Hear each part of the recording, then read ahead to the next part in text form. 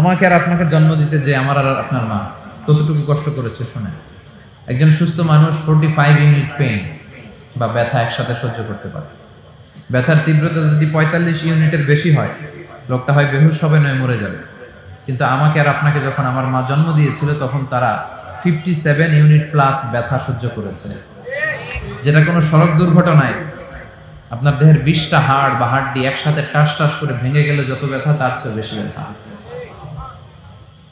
বিষ্ণু বলেছেন, লাউ কাতা'তা জিলদাক, তোমার চামড়া কেটেও যদি মায়ের পায়ের জুতা বানিয়ে দাও, এক ঢোক দুধের শুধু আদায় হবে না। কামা রাব্বায়ানি সাগীরা। আল্লাহ যারা আমরা মা বাবা হারালাম, আমাদের মা বাবার কবরটারে জান্নাতের বাগান বানাও। মায়ের দোয়া কখনো আল্লাহ ফিরিয়ে দেয় না, দোয়া করা মাত্র কবুল হয়ে যায়। যুবক ভাইয়েরা যদি মায়ের মনে কষ্ট দিয়ে থাকি, বাবার মনে, আজকে মাহফিলের পরে পা ধরে মাফ চাইবে, পারা যাবে? মা বাবার পা ধরে মাফ চাইলে মা বাবা মাফ না করে থাকতে পারে? মাফ করে দিবে।